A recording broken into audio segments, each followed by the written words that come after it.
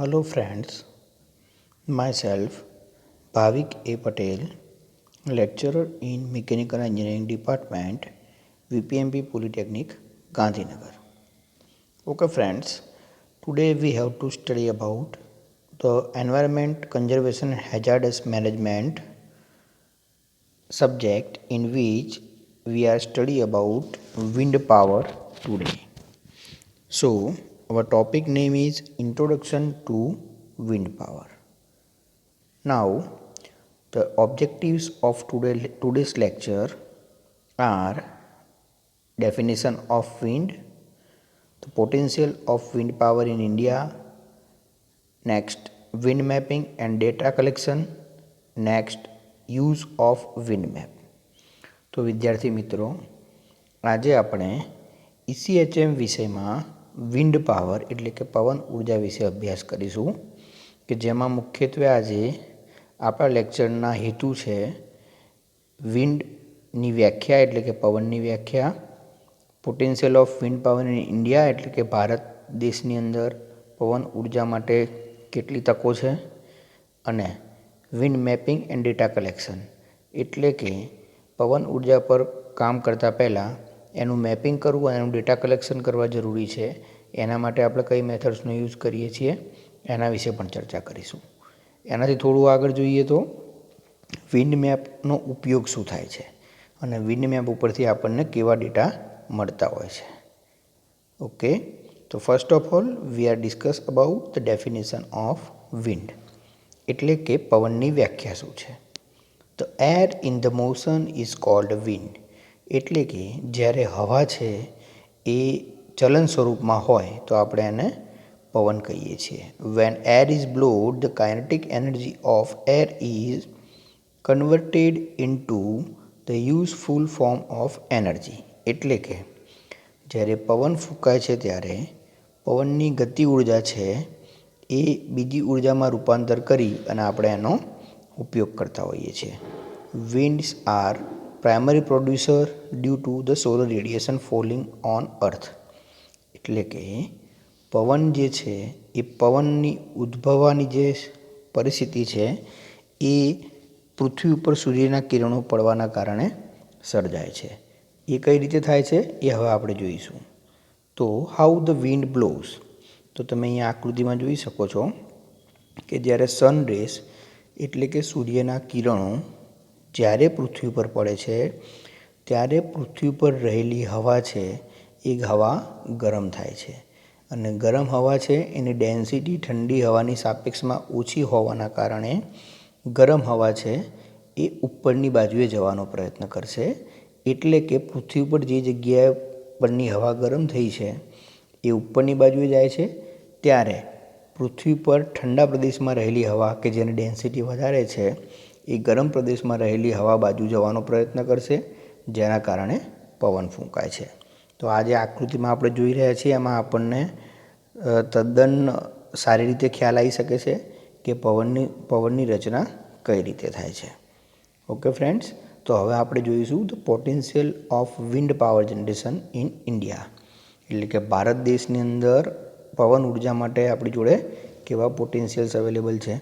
The potential of wind power generation in India is equal to 45,000 megawatt એટલે કે ભારતની આબોહવા પ્રમાણે અને ભારતની અંદર આપણી પાસે જે એટમોસ્ફિયર છે એની સાપેક્ષમાં જોવા જઈએ તો ભારત પાસે 45,000 મેગાવોટ જેટલું પાવર જનરેશન આપણે વિન્ડ એનર્જીથી એટલે કે પવન ઉર્જાથી કરી શકીએ એવી કેપેસિટી છે, જેમાંથી હાલની કન્ડિશનમાં આપણે 17,644 megawatt as per the data collection of 2012માં જે ડેટા કલેક્શન કરેલું હતું એની સાપેક્ષે જોવા જઈએ તો 45,000 મેગાવોટમાંથી આપણે 17,644 મેગાવોટ જેટલો પાવર જે છે એ પવન ઉર્જાથી ભારતની અંદર ઉત્પન્ન કરી રહ્યા છીએ.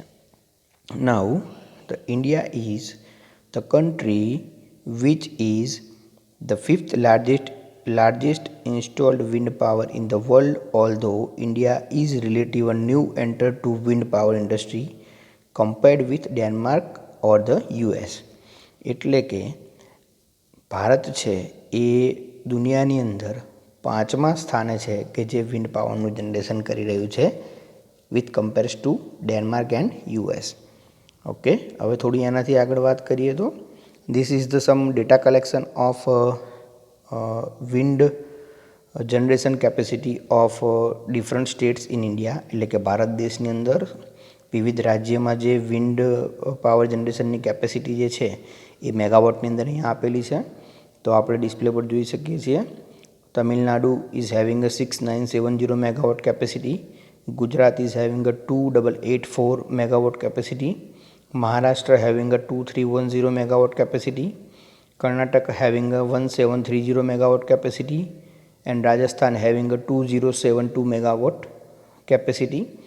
Madhya Pradesh having a 275.5 megawatt capacity, whereas Kerala having a 32 megawatt, Odisha have a 2 megawatt and West Bengal have a 2.1 megawatt capacity. તો અહીંયા આપણે આ ટેબલ ઉપરથી આપણને એવો ખ્યાલ આવે છે કે ભારત દેશની અંદર વિવિધ રાજ્યોમાં જે વિન્ડ એનર્જી જનરેટ કરવાની કેપેસિટી છે એ કેપેસિટી આ પ્રમાણે આપણે જે પ્રમાણે ચર્ચા કરી એ પ્રમાણે છે. એનાથી થોડુંક આગળ જોઈએ તો mapping of wind velocity data. હવે મેપિંગ શું છે અને શા માટે જરૂરી છે અને કઈ રીતે કરવામાં આવે છે એના વિશે આપણે ચર્ચા કરીએ છીએ. તો there are 4 types of data collection considered for a mapping. Mapping એટલે કે તમે જે જગ્યાએ વિન્ડ જનરેશન કરવા માટેનું પ્લાનિંગ કરી રહ્યા છો અથવા વિન્ડ પાવર પ્લાન્ટ બનાવવાનું પ્લાનિંગ કરી રહ્યા છો એવી જગ્યાએ જે વિન્ડ વેલોસિટી એટલે કે પવનની ગતિ છે એ કેટલી છે, કયા સમયમાં કેટલી છે એ ડેટા કલેક્શન કરવાની જે મેથડ છે એને આપણે કહીશું mapping of wind velocity data. તો એ મુખ્યત્વે 4 પ્રકારની હોય છે. એમાં ફર્સ્ટ વન છે અવરલી mean velocity of wind, second one daily mean velocity of wind, third one monthly mean velocity of wind and fourth one yearly mean velocity of wind. એટલે કે દર કલાકે જે આપણે પવનનો વેગ હોય એનો ડેટા આપણે કલેક્ટ કરીશું. ડેલી એટલે કે દરરોજના બેઝિસ ઉપર આપણે જે ડેટા વિન્ડ વેલોસિટીનો ડેટા છે એ કલેક્ટ કરીશું. મંથલી મતલબ દર મહિને એટલે કે દર મહિને આપણે ડેટા કલેક્શન કરીશું કે વિન્ડ વેલોસિટીમાં કેટલો ચેન્જ આવે છે. ધેન યરલી મીન એટલે કે વાર્ષિક આપણે ડેટા કલેક્શન કરીશું કે વિન્ડ વેલોસિટીમાં કેવા ચેન્જીસ આવે છે. તો આ ચારે જે મેથડ છે ચાર મેથડ દ્વારા આપણે એવો ડેટા કલેક્શન કરીએ છીએ કે આપણા દેશની અંદર જે જગ્યાએ તમે વિન્ડ એનર્જી જનરેટ કરવા જઈ રહ્યા છો અથવા તો વિન્ડ પાવર પ્લાન્ટ ઇન્સ્ટોલ કરવા જઈ રહ્યા છો ત્યાં વિન્ડ વેલોસિટી છે એની ફ્રીક્વન્સી કેવી છે. ઓકે, તો અહીંયા એક આપણે ફિગર મૂકેલી છે. આની અંદર તમે જોઈ શકો છો કે ઇન્ડિયાનો મેપ મૂકેલો છે અને મેપની અંદર આપણે જોઈ શકીએ કે જે જગ્યાએ 5 કિમી પ્રતિ અવર કરતાં ઓછી સ્પીડથી પવન ફૂંકાય છે the velocity of wind having a less than 5 કિમી પ્રતિ અવર સ્પીડ. તો એવો જે એરિયા છે એને આપણે બ્લેન્ક બતાવેલો છે. 5 to 10 કિમી પ્રતિ અવર્સની કેપેસિટીથી જે જગ્યાએ વિન્ડ વેલોસિટી છે એને આપણે ડોટેડ લાઇનથી બતાવેલું છે. એન્ડ 10 to 15 કિમી પ્રતિ અવર્સની સ્પીડથી જે જગ્યાએ પવન ફૂંકાતો હોય ત્યાં આપણે ક્રોસ લાઇન્સ બતાવેલી છે. અને where the velocity of wind is more than 15 કિમી પ્રતિ hour this type of area is denoted by checks. તો અહીંયા આ વિન્ડ મેપ જે છે આપણો ઇન્ડિયાનો એ વિન્ડ મેપ આપણે આ ફિગર ઉપરથી જોઈ શકીએ છીએ કે ભારત દેશના કયા વિસ્તારમાં આપણને વધારેમાં વધારે પવનની ગતિ સાથે આપણને પવન જે છે એ ફૂંકાઈ રહ્યો છે અને એ એરિયા જે છે જે જગ્યાએ મેક્સિમમ વેલોસિટીથી આપણને પવન મળે છે. This all area are the more suitable four wind power generation. તો આ વાત થઈ wind map of India. Okay friends, now the application of wind map and wind data. એટલે કે વિન્ડ મેપ શા માટે જરૂરી છે અને આપણે એનો ઉપયોગ કઈ જગ્યાએ કરીએ છીએ. તો વિન્ડ મેપ ઉપરથી આપણને નીચેના ડેટા મળી શકે છે. To know the potential of wind energy at a selected place and how. એટલે કે કોઈ પર્ટિક્યુલર જગ્યા ઉપર આપણને જે વિન્ડ વેલોસિટી છે એનો પોટેન્શિયલ કેટલો છે એ આપણે જાણી શકીએ છીએ. Then to estimate the capacity of wind turbine and wind generation. Wind ટર્બાઇનની કેપેસિટી અને પાવર જનરેશનની જે કેપેસિટી છે એનો આપણે એસ્ટિમેટ નીકાળી શકીએ છીએ. To select the type and design of wind power equipments and machine to install at a selected place. Particular કોઈ જગ્યાએ તમે જ્યારે વિન્ડ પાવર પ્લાન્ટ ઇન્સ્ટોલ કરવા જઈ રહ્યા છો ત્યારે કયા પ્રકારનો વિન્ડ પાવર પ્લાન્ટ પર્ટિક્યુલર જગ્યા માટે સુટેબલ છે આનો ડેટા પણ તમે મેપિંગ ઉપરથી નક્કી કરી શકો છો.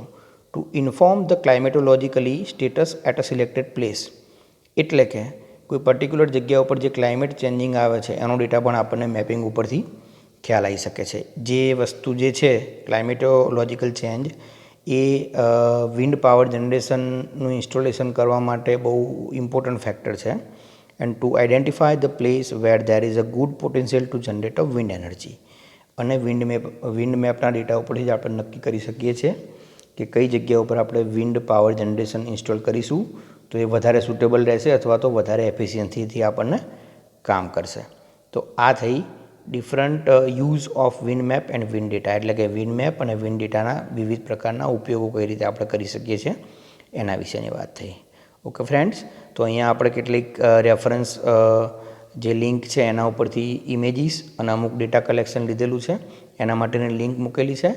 And thank you for your attention and thanks a lot. Thank you.